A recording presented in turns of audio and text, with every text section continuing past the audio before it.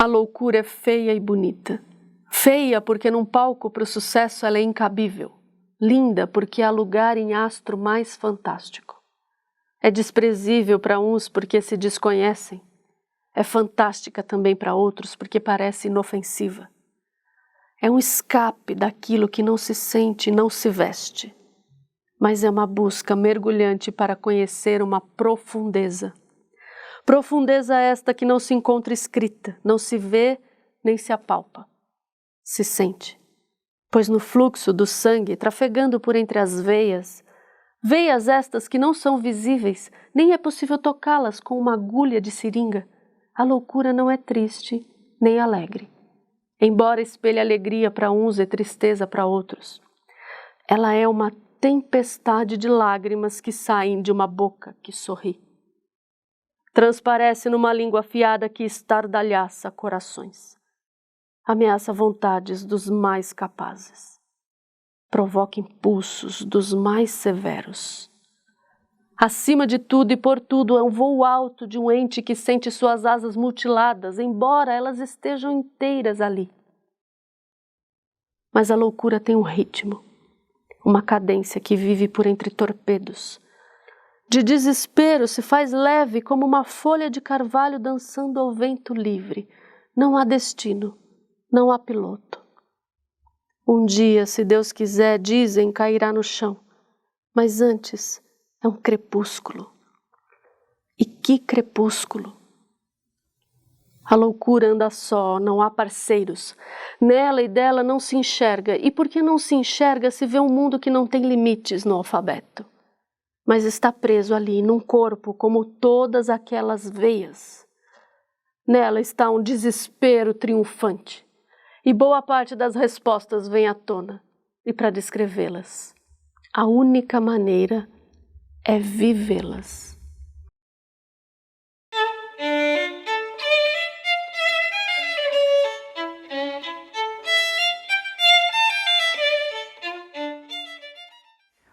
Isaac, o que trata a psiquiatria e o que trata a psicanálise?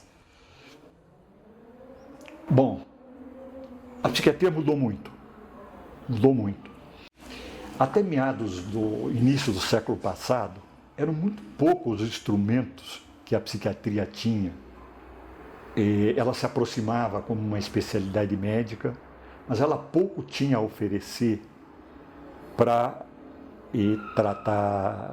tratar as doenças. O máximo era internação, fazer diagnóstico, se ele cometeu um crime, dizer que ele era psicopata. Além de aí é que surge na Europa, no mundo e aqui no Brasil, Nise da Silveira, etc., que começaram a perceber, puxa, esses loucos internados cronicamente sabem pintar. Tem alguma coisa além deles que existe dentro do mundo mental deles. E alguns deles, quando pintavam, melhoravam. Ah, que fantástico! Não o suficiente para participar da vida, mas a sintomatologia deles diminuía. Começou a haver um interesse de uma outra forma, que existiria um funcionamento mental além daquele que formava os sintomas, etc. Eu acredito, não foi através desse caminho, que o cientista Freud começou a considerar o inconsciente, já conhecido desde os gregos, a existência de uma parte do funcionamento mental muito importante que contribuía para a sanidade e eventualmente para a alteração. Ele não achava que na época podia tratar louco, mas a partir daí existe o lidar com o inconsciente, como ele aparece, sua forma de sonhos. Bom, nisso tudo a psiquiatria começa a evoluir, surgem os remédios, a psicofarmacologia.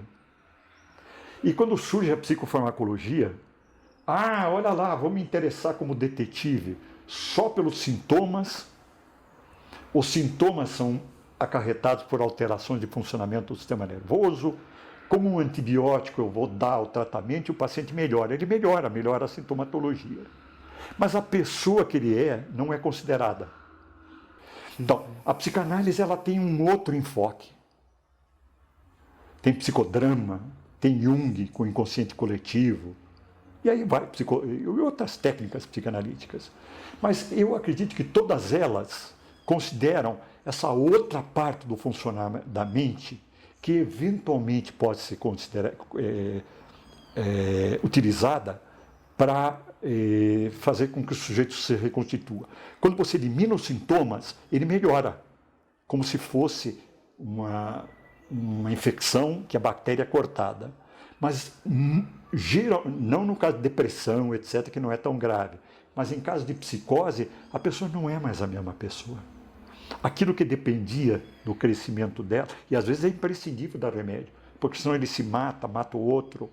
O que vai fazer, na verdade, estruturar a pessoa é a psicanálise. E o medicamento, a princípio, corta os sintomas e é isso? O ideal é utilizar cada instrumento na hora apropriada e no tempo apropriado.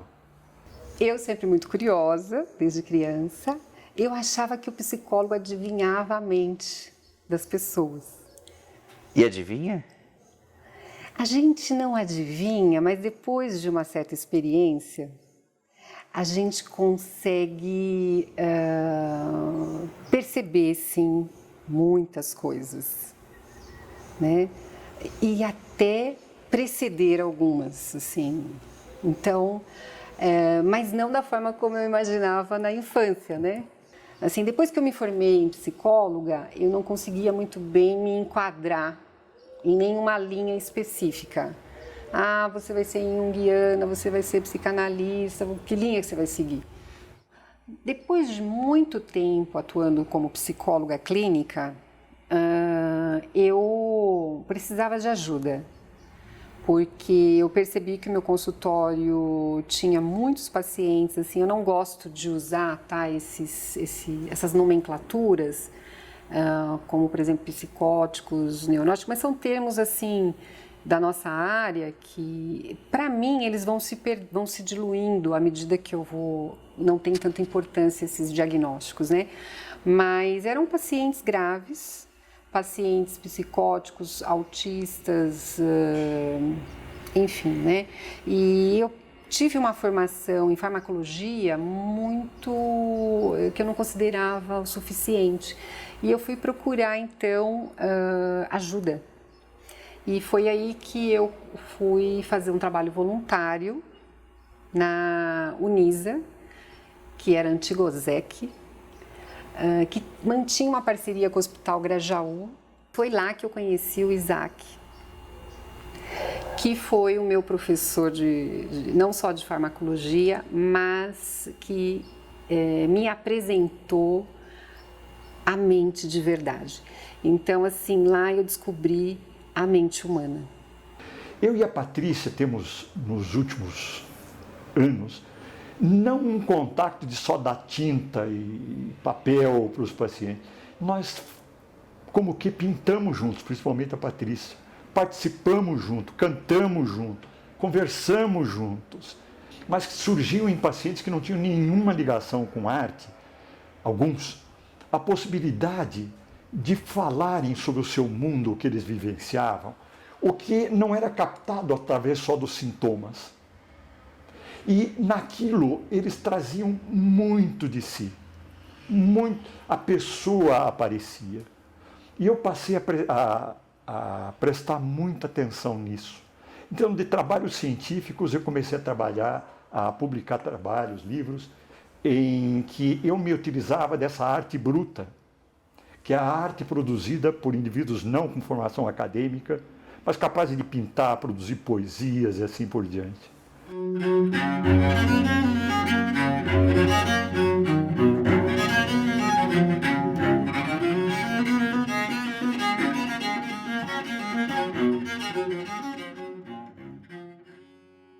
Nós achamos que nós sabemos quem nós somos, mas nós não sabemos quem nós somos. Nós somos um mistério. A psicanálise também faz parte dessas ciências, não são esotéricas, mas elas habitam esse mundo da neblina, esse mundo das brumas, elas tendem ao esquecimento e ao noturno. Então, a arte faz esta mediação entre o mundo do inconsciente e o mundo consciente, né? Uma arte que é feita com alma, que é feita de dentro do mundo psíquico, da vida psíquica daquela pessoa. Eu tive uma experiência de contato há muitos anos com um médico chamado Osório César, no Hospital do Juqueri, né? E ali eu fui levado lá por um supervisor da empresa que eu trabalhava, porque ele percebeu meu interesse pela arte e falou assim, olha, você precisa conhecer, né, um trabalho que é feito lá no Hospital do Juqueri. Foi uma sorte da minha vida. Não é? Foi uma das coisas mais importantes que aconteceu naquele período. Não é? E eu conheci pessoalmente um homem que mudou os destinos da psiquiatria brasileira, juntamente com a doutora Anísio da Silveira, lá no Rio de Janeiro, e também o doutor Ulisses, pernambucano, no Recife. Não é? Cada um preocupado porque a psicanálise também não estava muito desenvolvida na época, né?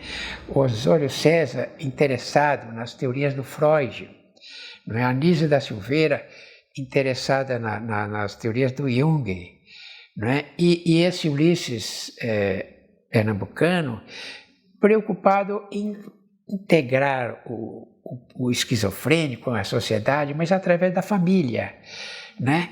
Sugerindo que as famílias aceitassem essas pessoas. Porque quando aparecia uma pessoa que eles chamavam de louco, eles queriam colocar no hospício, porque era uma pessoa inconveniente, uma pessoa que dava trabalho, não é?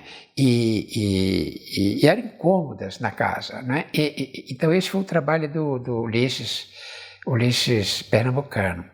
E os dois aqui, cada um tinha o seu jeito. Ele desenvolveu, ele e ela, desenvolveram métodos diferentes de analisar os doentes. Porque alguns doentes eram muito fechados, sabe? Ele não conseguia penetrar, não conseguia conversar com o doente, não é? E mesmo mais recentemente, houve em 1985, parece que houve um médico nos Estados Unidos que fez um trabalho com um autista que chamou muita atenção e que até levou as pessoas a conhecerem melhor as teorias da Anísio e do Osório César no Brasil, que eram pioneiras. Não é? Existiam também outras pessoas tentando a integração das pessoas através da arte. Não é? E essa pessoa era extremamente, ineducável, sabe? Aliás, era epilético, ele tinha de 20 a 30 ataques epiléticos por dia, sabe? E aí ele foi conversando e ele conseguiu, através da escultura, sabe, da modelagem, sabe, começar a quebrar aquela barreira que parecia intransponível, né? Anísio da Silveira e Osório César realizaram trabalhos que também envolviam a arte e também o uso de animais na terapia, né? Como que o trabalho de vocês é uma evolução disso ou em que se distingue do trabalho deles? Como que é esse... Acho que é uma continuidade do trabalho deles. Foram pessoas muito sensíveis que perceberam a importância desses pacientes se expressarem, poderem projetar o mundo interno deles, materializar esse mundo. E eles criaram um espaço para isso, onde nas instituições não tinha, né? Então, era um espaço para se colocar, para se apresentar. Mas não havia... A diferença do nosso trabalho é que a arte, ela nasce da relação. Analista e paciente, que não é nada paciente, né? O paciente, ele é ativo, ele é um cliente, eu não sei. Se bem que essas nomenclaturas vão se perdendo, porque quando a gente entra nessa comunicação mais profunda, não existe analista e paciente. Existe um encontro de duas almas. E é como a Clarice Lispector fala, é o it. Você já leu Água Viva? Claro. Então, é o it. Ali não existe nem ele nem ela, nem analista nem paciente. Não tem espaço, não tem tempo. É só um encontro. E essa é a grande diferença do nosso trabalho. A Anísia da Silveira, com a melhor das boas intenções, ela procurou Jung, o qual sugeriu a ela uma leitura, claro, que essa leitura seria através dos óculos dele, da teoria dele, da obra dele, né? O nosso trabalho, você pode encaixar qualquer leitura, qualquer linha, pode ser freudiana, junguiana, winnicottiana, bioniana. Você pode fazer uma leitura de acordo com todas essas teorias. Então, assim, é uma obra mais, é um trabalho mais livre. Ele não tem essa forma. É uma busca mesmo pela libertação do eu interno.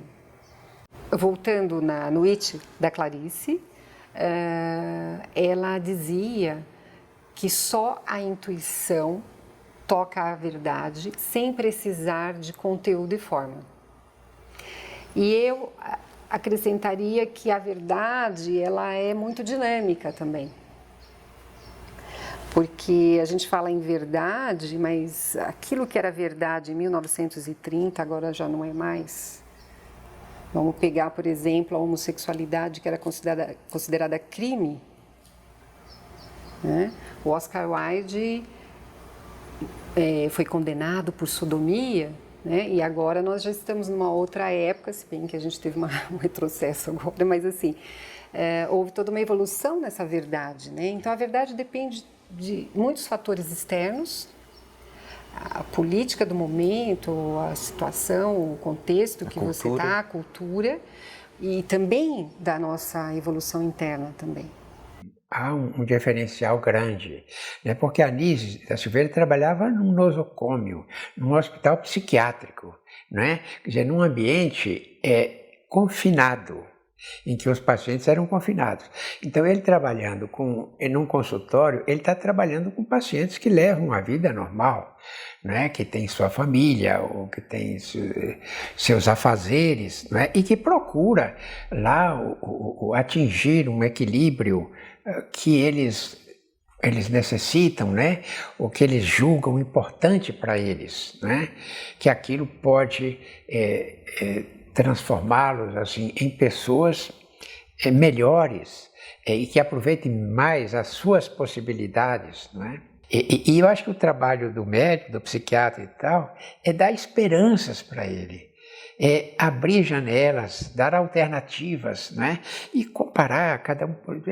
A própria psiquiatria tem muitos métodos de abordagem, não é? E nessa troca o paciente está sendo tratado, ele elabora as questões.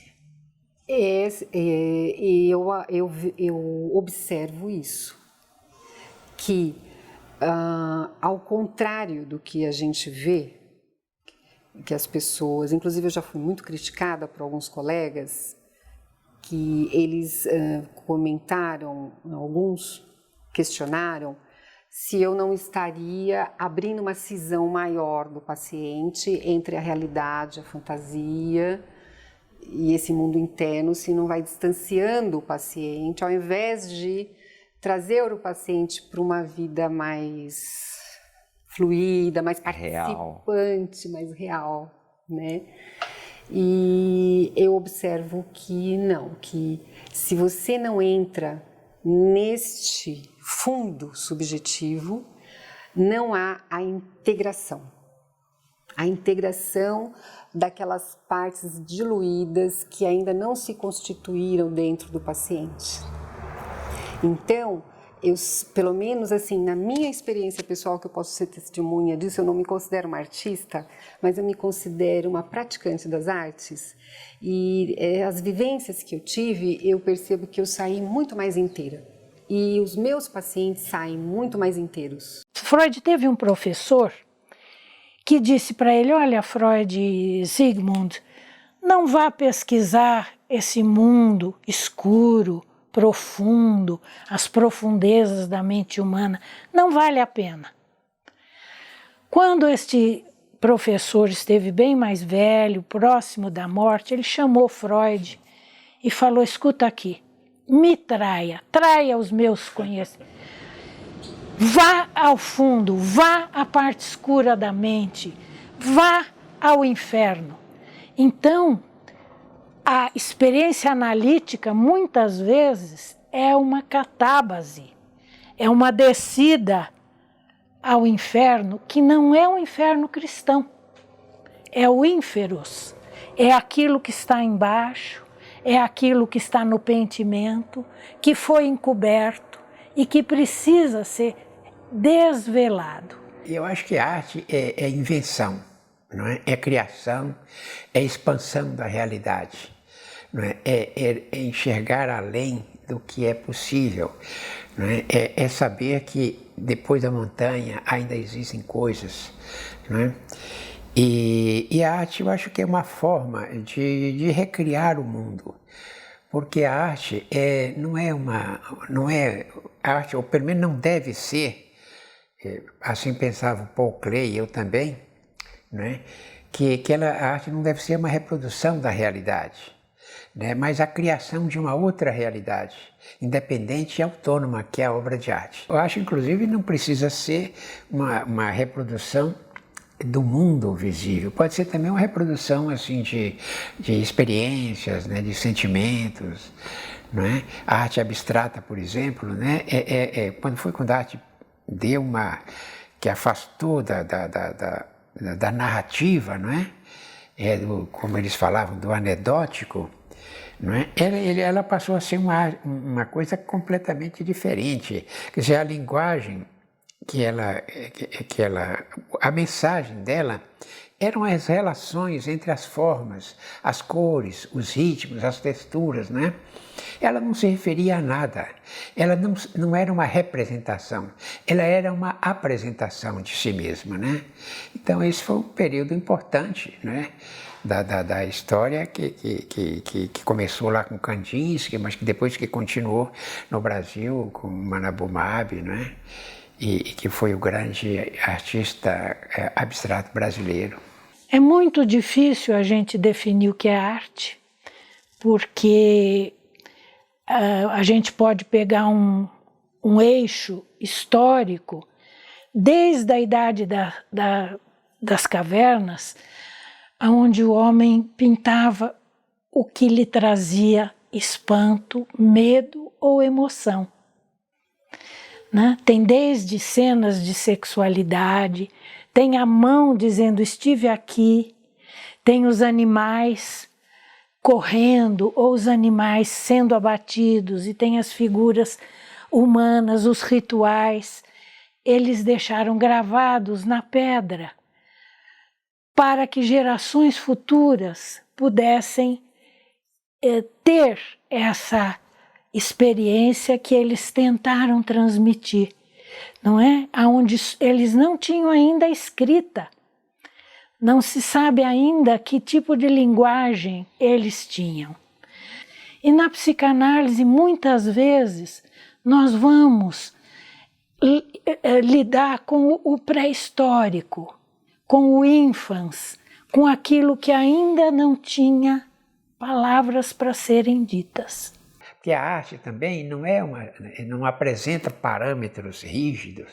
A arte pura, não é? Ela tem a ver um pouco com o delírio também, sabe?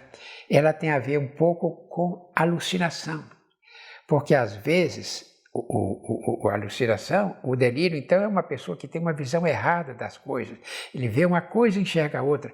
O artista faz isso, sabe? E a alucinação é a mesma coisa, ele criou uma nova realidade que não existia, sabe? Então a gente pode até citar que o artista, às vezes, ele passa por uma alucinação.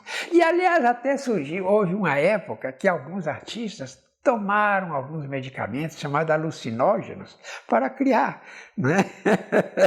Eu fui trabalhar na comunidade terapêutica Anfance, como arte terapêutica, como arte terapeuta. Essa era a minha, em 1965, eu estou fazendo agora em junho, 56 anos de clínica.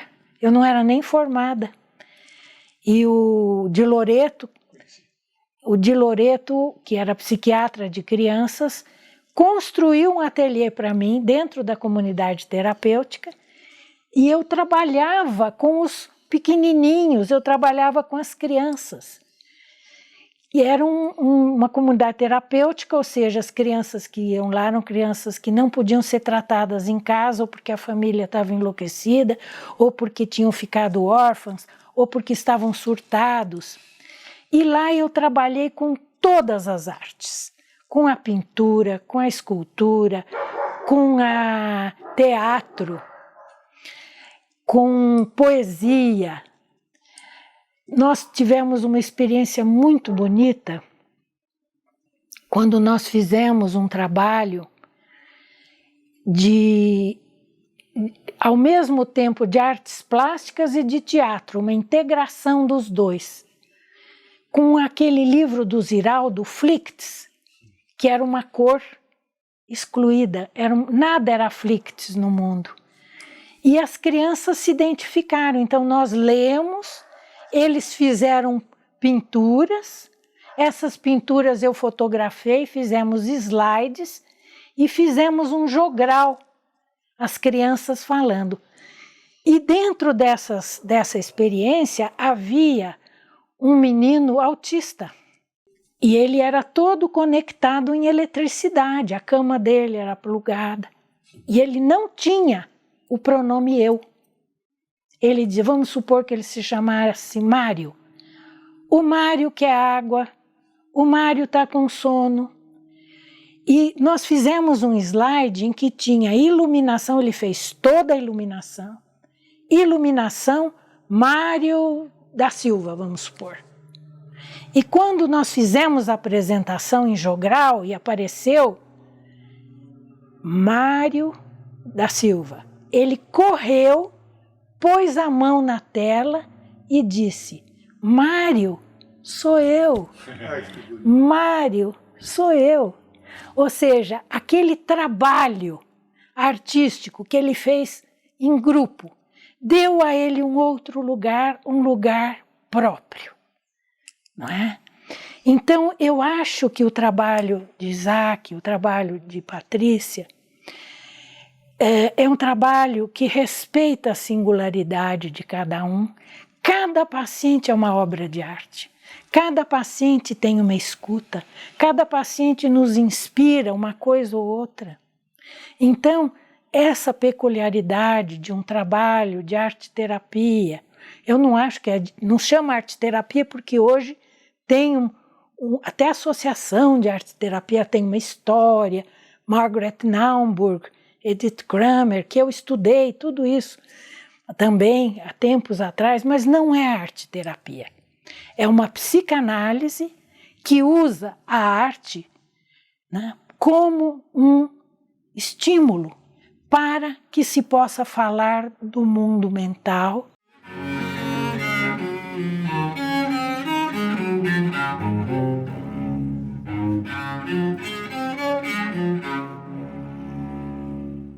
Então, qual a contribuição de Lacan?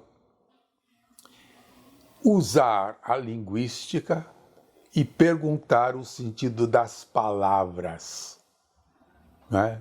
O sentido das palavras da maneira como ela é utilizada.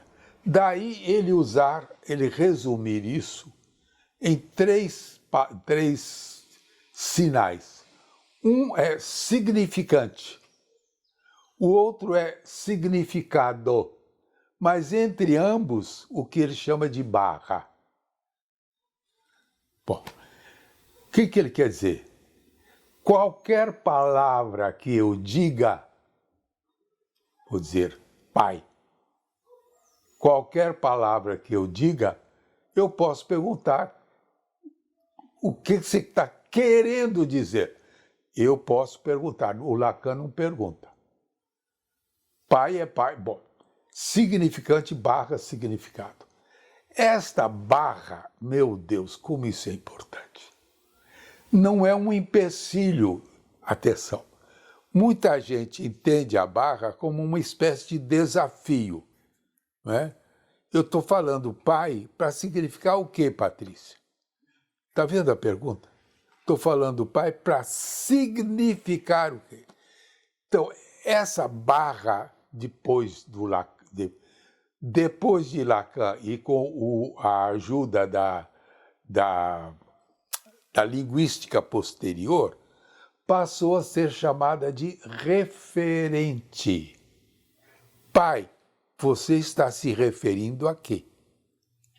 Então, o grande assunto da linguística saussuriana, Saussure, o grande assunto da linguística depois de Lacan é o referente.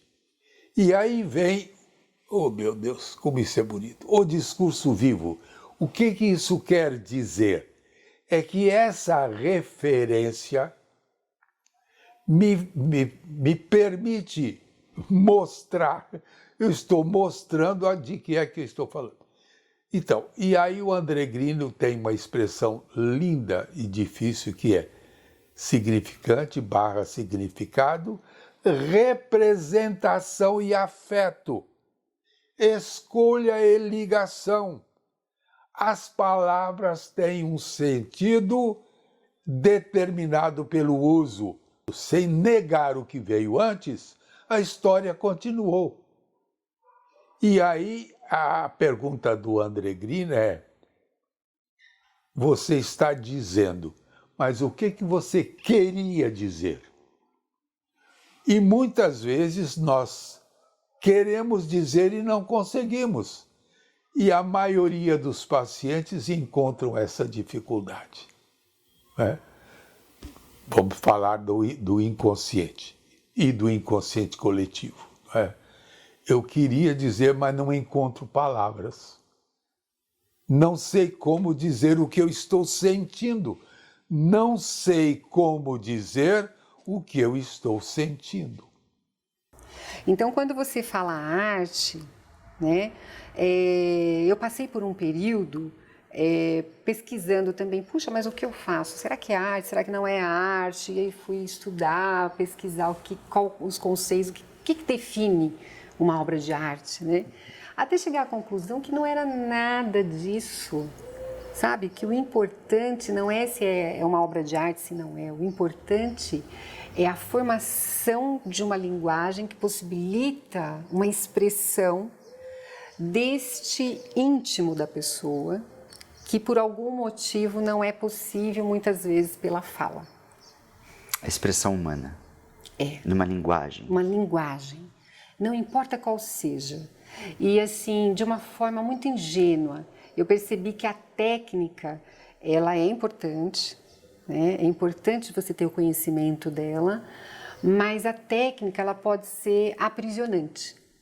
Então, a arte ingênua, né, ela possibilita uma liberdade maior de expressão. O rabisco, qualquer coisa que a pessoa faz, é uma comunicação entre o cérebro e a mão, sabe? Deve existir uma linguagem. A aquisição da linguagem é uma entrada na cultura. Em geral, é a família, por isso que chama língua materna, né? A criança aprende no seu meio ambiente a falar, mas quando ela aprende a falar, ela também aprende as conotações que as pessoas dão às determinadas palavras, não é? Mas a questão da imagem, ela precede a palavra. O bebê, quando está no ventre materno e ele põe o feto, ele põe os dedinhos na fossa ocular e aperta, e ele vê luzes. Ele vê, inclusive, através da parede do abdômen, ele ouve a voz da mãe a partir do 5º mês de gestação, ele ouve os sons, ele ouve os ruídos da digestão, que parece essa música New Age, né? Que tem, né, os ruídos, a voz da mãe em estereofônico, da mãe, do pai, do meio ambiente, porque ele ouve dentro da caixa torácica e ele ouve atravessando, né? Então estes sons, se vocês verem certas músicas que têm um batimento, tum-tá, tum-tá, tum-tá, que reedita sons muito primitivos, que estão no nosso inconsciente, que fazem parte do nosso acervo de experiências. O mito diz o indizível. A imagem diz alguma coisa que ainda não é dizível. Mas num determinado momento, ela precisa da palavra para dar um sentido àquilo que ela faz.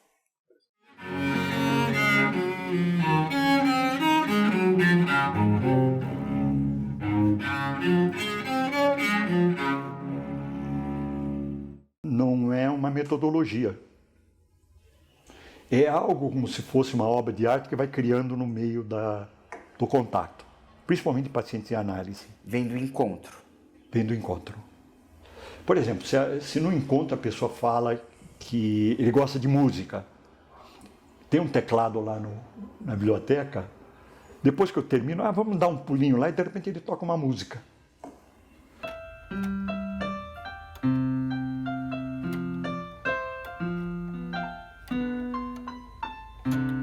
Tinha um outro paciente que tocava acordeon na infância, mas eu não tenho acordeon, e ele estava absolutamente bloqueado na vida. Aí eu arrumei uma flauta, e ele começou a criar música de flauta.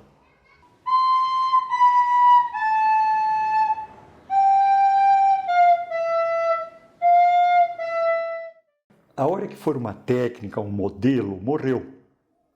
Porque daí vai fugir da espontaneidade, a procura de se manifestar por outros meios que só a linguagem verbal, linguagem de dicionário. Esse talvez seja um objetivo.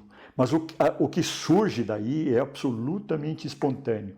E quanto mais espontâneo, mais perto é daquela linguagem que traduz alguma coisa do ser humano, a subjetividade dele, e que permite uma intersubjetividade.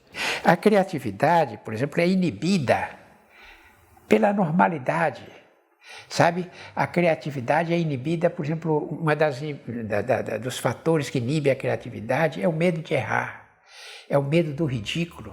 O Fernando Pessoa tem uma frase que ele fala o seguinte, que quanto mais você fala, mais distante de si próprio você fica. Então, quando eu não sinto mais o paciente, parece que o paciente sumiu. Ele está ali na minha frente falando, eu estou vendo fisicamente o paciente, mas eu não sinto o paciente. É como se ele tivesse ausente de si. E aí, como você propõe ao paciente que ele comece a produzir algo? É sempre uma sugestão, né? É sempre uma sugestão. Olha, você quer tentar? Vamos tentar fazer alguma coisa. Ou então o próprio paciente, porque eu vou falando, olha, eu não estou te sentindo. Onde você está? Eu fico procurando a vida dentro da pessoa e eu não encontro vida na pessoa.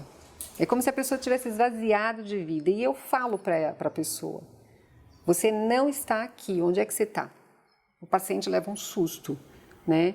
E às vezes só essa fala já traz o paciente de volta, às vezes não traz a pessoa de volta. Então eu vou eu vou dançando com o paciente. E tem pacientes que ficam intimidados de, por exemplo, não sei fazer um traço. Muitos. Mas aí é que está a coisa mais interessante, que eu chamo dos esqueletinhos. né? Que são os desenhos esqueletos, que é muito parecido com essa obra, né, que está aqui no meu relatório, o autorretrato, olha, que ganhou inclusive um prêmio, né? Então, esse daqui, ó, é feito com carvão e grafite. Não é um bonequinho palito, né? Isso aqui é uma obra bem elaborada. Mas assim, é um esqueletinho que nem um palitinho, um bonequinho palito. É cinza, vazio por dentro, só tem o contorno da obra, só tem o esqueleto. Eu começo trabalhando a vida que tem nesse esqueleto. Não importa se é um traço, um semicírculo, ele é muito importante. Um pontinho, às vezes num pontinho que o paciente faz, já está tudo contido ali. E o que você faz quando o paciente recusa? Eu respeito. Eu respeito por um tempo. E quando eu percebo que nós não vamos sair daquilo, eu insisto. Mas a princípio eu vou de acordo com o paciente. Ele é como médico, ele tem uma situação, sabe, de julgar e de ter um método próprio de análise, não é? Como assim, determinados medicamentos que às vezes alguns médicos, às vezes o próprio Conselho Regional de Medicina não recomenda, o médico pode utilizar, sabe? Então ele tem uma prerrogativa, sabe, como é que eu diria isso, de liberalidade, não é? Que foi conferido pelo curso que ele fez, pela experiência que ele adquiriu. Então, é um processo muito pessoal, sabe? Que eu acho que ele começa a entender uma linguagem, porque a própria arte tem uma linguagem que é feita com poucos elementos, mas a combinação desses elementos dá coisas muito diferentes. Não é? Uma pintura, por exemplo, é feita de quê? É feita de cor, de forma, de ritmo, de textura só. Todas são assim, mas todas são diferentes, sabe? Então a pincelada é com pincel grosso, é com pincel fino, mistura a tinta aqui, tem gente que joga a tinta direto na tela, né? Então é um laboratório que eu acho que é quase... É uma coisa muito especial que acontece entre ele e o paciente e aquele ambiente, sabe? E ele vai entendendo, de acordo com o método que ele desenvolveu, sabe? E que ele percebeu em outros pacientes, né? Ele foi percebendo um método empírico, né? O que dá certo, o que não dá certo, né? Com tentativas e erros. Então, ele desenvolveu uma linguagem. Se vocês observarem esse desenho, aqui está escrito, siga mais olhe.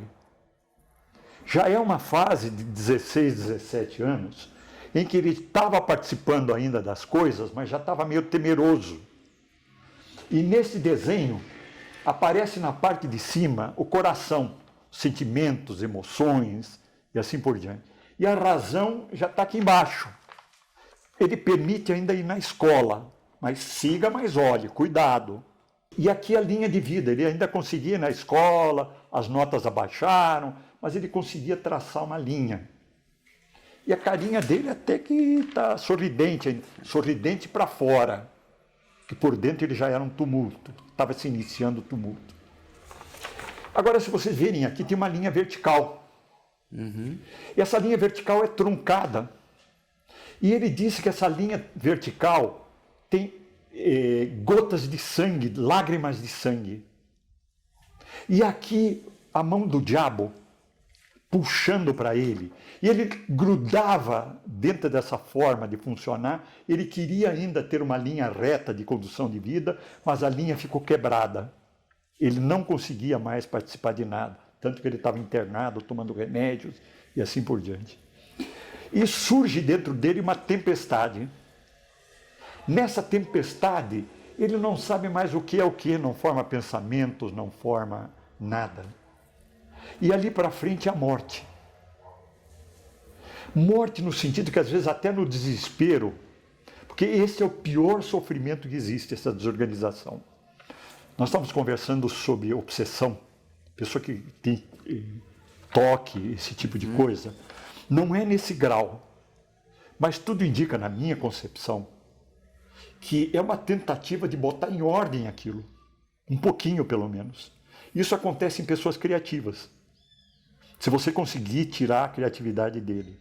Se ele cair só na obsessão, ele vai ficar vendo dia e noite se a luz está apagada ou não está. Se você conseguir se aproximar dele, e nesses casos esquizofrênico, transtorno obsessivo, você precisa dar remédio também, porque o sofrimento é insuportável. Você precisa ser enciclopédico.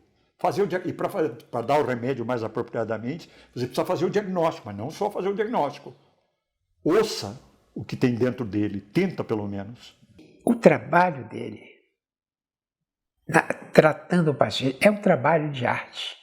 Sabe, porque isso está dentro das ideias mais antigas da medicina, que relaciona a medicina com a arte, que é a arte de curar, né?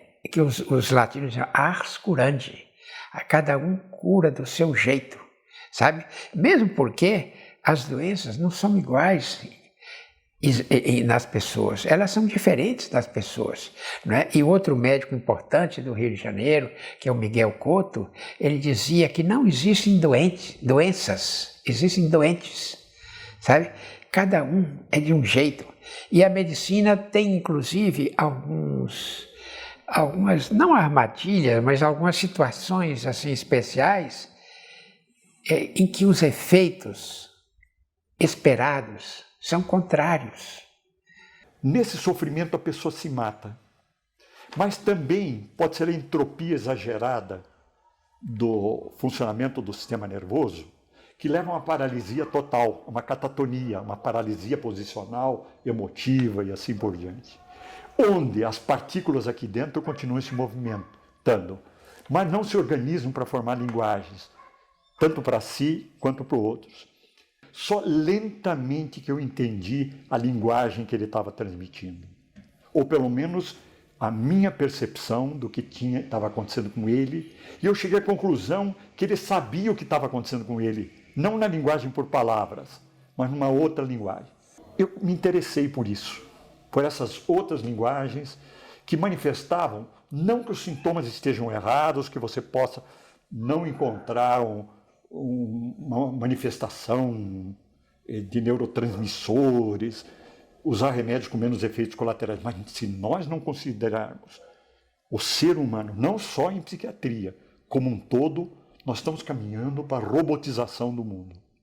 Existem pacientes que eles estão impedidos de acessarem o inconsciente. Tem pacientes que você tenta e não sai nada. A pessoa não consegue fazer um borrão. Se bem que eu desenvolvi uma técnica com carvão que todo mundo acaba conseguindo se expor. mesmo esses assim que são mais que estão mais fechados. Então, mas existem alguns pacientes que é o contrário, né?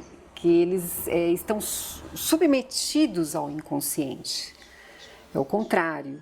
Então, esses pacientes, o acesso é mais fácil e vai através da intuição, através das sensações, da sensopercepção. E ela é corporal. Você sente reações, é um aperto na garganta, é um frio no estômago, é um tremer na retina, é um tremer no estômago, é um calafrio. São reações corporais, a sensação de impaciência, uma agitação, uma nuance. Quando eu soube que você ia ficar de frente aqui para mim, isso foi muito bom, porque assim, quando eu olho para você, é como se eu visse alguns espectros do seu eu, assim, dentro de você, umas nuances. Sabe quando você uma atenção flutuante, e nessa atenção flutuante você capta um relance da pessoa. E é aí que eu entro. Uma das coisas que aproxima tudo isso são os próprios sinais psicóticos que têm dois lados, sabe? É o delírio e a alucinação. Sabe? Eu acho que ela tanto serve à arte como serve à vida, sabe? Assim, e ela é comum na arte e na vida. Na vida, principalmente de pessoas que não se integraram perfeitamente no que nós chamamos de normalidade. Quando chega num limite da desorganização, eu sou psiquiatra, eu medico, faço diagnóstico. Quando eu percebo, como era o caso do Egas, minimamente ele passou por um episódio depressivo grave, eu o mediquei muito pouco, porque intuitivamente eu percebia que ele seria capaz de, através da arte, se organizar. Eu declarei que a pintura era a lucidez dos loucos. E essa frase correu o Brasil inteiro e saiu, foi para a Alemanha. A pintura é a lucidez dos loucos. Então, como que é a questão do vazio? É que assim, aqui, tipo, nessa folha que você pediu pra mim desenhar um vazio, eu achei ele aqui. Que o vazio ele é nada, ele é um breu. Ele é como se fosse sabe, não tem nada. Você pode ficar olhando horas que aqui você não vai achar nada. E pra mim é tipo o breu, a escuridão. Então é igual nos desenhos animados, quando tá no escuro e só tem um personagem com os olhinhos andando pra lá e pra cá. E aí se ele fechar os olhinhos... São fantasminhas, assim. É tipo assim, tem eu e as outras pessoas, só que elas são escuras em volta. E aí se você apagar a luz, some tudo, só fica eu. Isso é um pouco da sensação do breu. Mas se você reparar, minhas pernas, elas estão cicatrizadas. Elas estão bem cicatrizadas. Menos os de hoje, que aconteceram hoje, por causa disso.